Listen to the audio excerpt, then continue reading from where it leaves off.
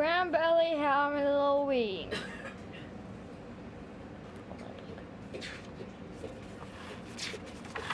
Then you read a book.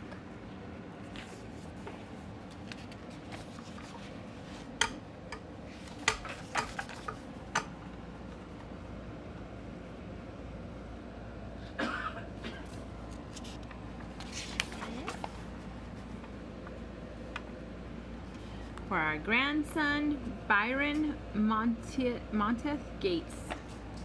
I probably said that wrong, but all right. The New England October skies were bright and blue. Orange and yellow pumpkins lay in the fields, and the smell of cider was everywhere. Halloween! Wonderful Halloween is coming, said Maggie, throwing her hat in the air. Oops. Can you... Okay, there we go. Grandmother stopped stirring her cake. Halloween is coming, but there will be 2 weeks of hard work before it does. All the money for the new dock must be in on Halloween night, or it can't be finished by winter. A week ago, when the Cranberryport dock had been swept away by a wild storm, the townspeople had gathered in dismay at their town hall.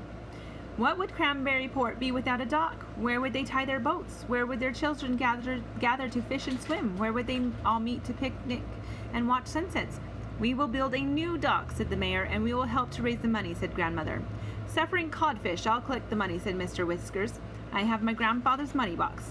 Then you shall be treasurer, Mr. Whiskers, said the mayor, and I'll guard your blinking money with my life, said the old clam digger, saluting proudly.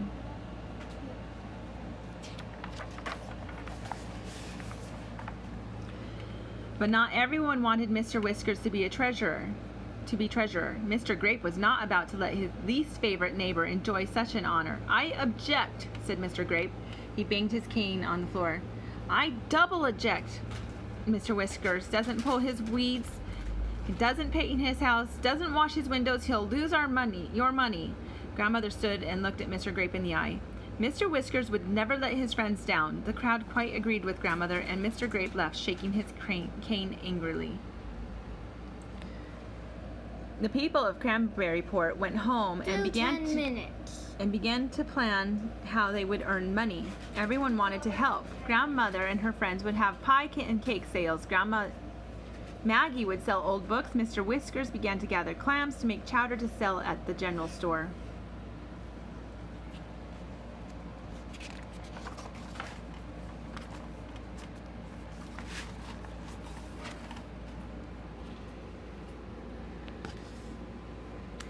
One day, Mr. Whiskers walked up along the path to Mr. Grape's big brick house on the hill to ask for a donation. He waved to Mr. Grape's 2 red-headed gardeners and rang the front doorbell. Mr. Grape jumped in rage when he saw Mr. Whiskers. Never! I'll give no money for your dock, you whiskery humbug, and stay away from my house. Mr. Whiskers forgot all his good intentions. Why, you old scoundrel, where's your town pride? Mr. Grape slammed his door. Grumbling and growling, Mr. Whiskers made his way back over the cranberry bogs to his tiny gray cottage on the beach. The night of Halloween finally arrived, cold and moonlit. Tonight all the money would be counted at town hall, and a wonderful party would follow with cider and donuts for all. Grandmother packed her basket with sugar donuts and went ahead to help prepare for the party. Later, Mr. Whiskers stopped by to walk Maggie into town. Maggie wore a pink and green clown costume with a pointed clown hat. Mr. Whiskers, dressed as a ghost, tapped his money box proudly. Almost full, he boasted to Maggie. I win.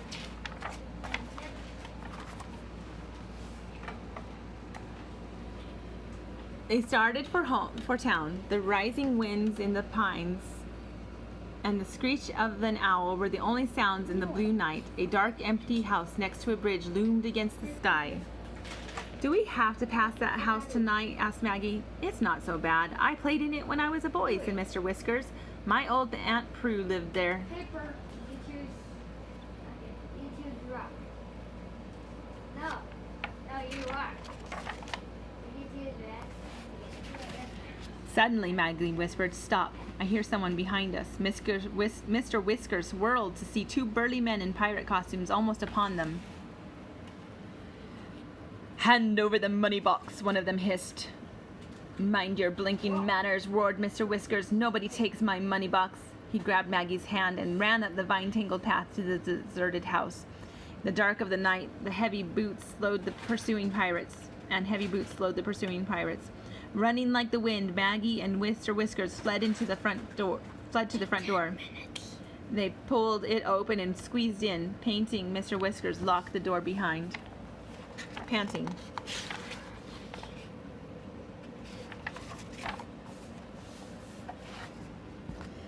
"Run for the back door and lock it," shouted Mr. Whiskers. Maggie felt her way through the darkened house, found the kitchen door, and bolted it.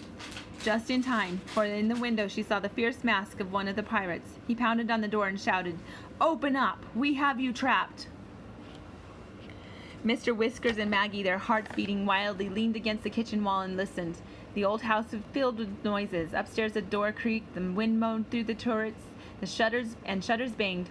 I think I don't believe in ghosts," said Mr. Whiskers uneasily. "I think I don't either," echoed Maggie. "Good," said Mr. Whiskers. "Let's find a way out of here." Mr. Whiskers looked all around the kitchen. "Maggie, I remember something.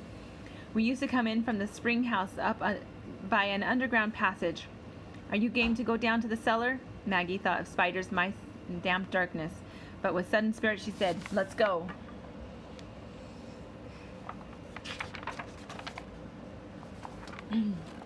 Mr. Whiskers led the way. At the foot of the squeaking cellar stairs, he struck a match. The dim light showed a rough, mossy door. Mr. Whiskers put his shoulder to the door and heaved mightily.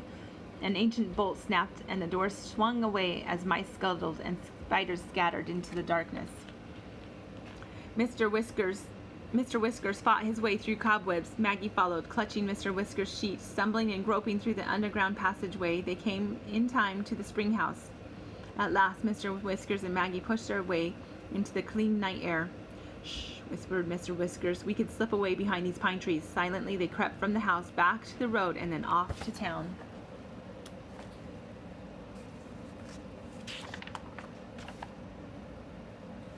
Which number are they going to start at? At Town Hall, Grandmother worried and fussed. The mayor fumed, and the rest of the party became impatient at the absence of Mr. Whiskers and Maggie. The children had paraded around in their costumes. A feast of homemade donuts and pitchers of golden cider was placed on the table. Everyone was anxious to eat, but where were Mr. Whiskers and Maggie? And where was Cranberry Port's money?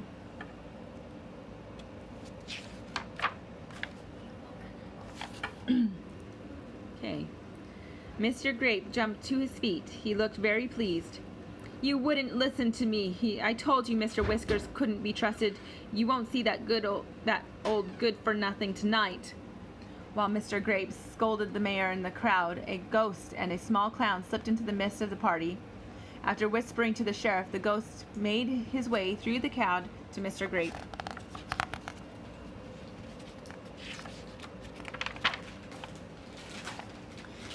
In a sudden flurry, the ghost threw off his sheet, and there Mr. Whiskers stood in grinning triumph. "Well, sufferings, codfish, I'm here, and so is my money box," said Mr. Whiskers.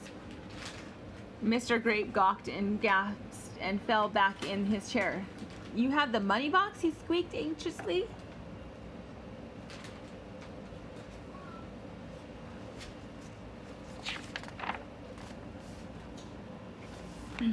Behind the crowd, the sheriff's voice boomed. He held two pirates in tow. "It's just as Mr. Whiskers said. These two rascals thought they had Mr. Whiskers and Maggie trapped in the old Peabody house."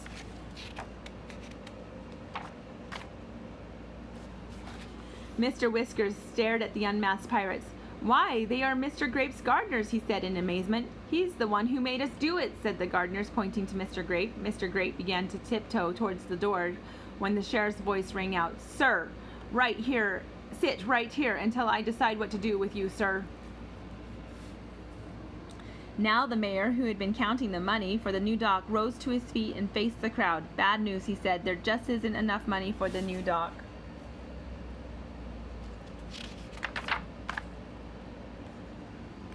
The crowd groaned. Mr. Grape raised his hands.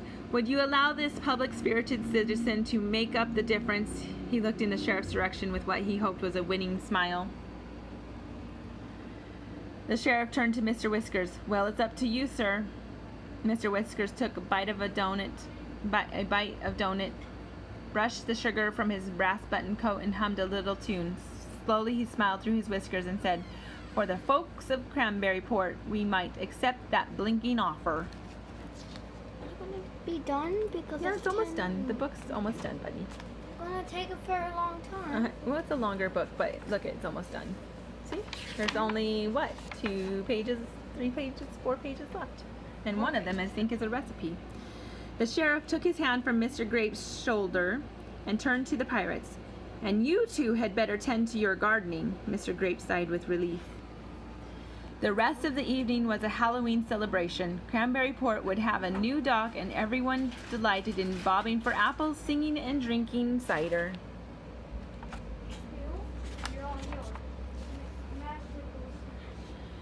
"You were a fine treasurer," said Grandmother as she watched Mr. Whiskers bob for apples. "Yes, I'm a blooming wonder," said Mr. Whiskers. Maggie laughed. Grandmother shook her head, and Mr. Whiskers went down in the tub again in a final try for the apple. Cranberry dessert. 4 cups ground or chopped cranberries, 2 cups sugar, 1 cup drained cubed pineapple, 1 cup chopped nuts, 1½ cups miniature marshmallows, 2 envelopes gelatin, or 1 large lemon-flavored Jell-O dissolved in 1/2 cup water. Combine ingredients, quickly fold into 2 cups whipped cream or 2 cups Cool-It, allowed to set in refrigerator until firm. And then there's a simpler version. There's the berries. And those berries. Combine ingredients and serve in dessert glasses. That's their dessert. There's the berries. The end. The end.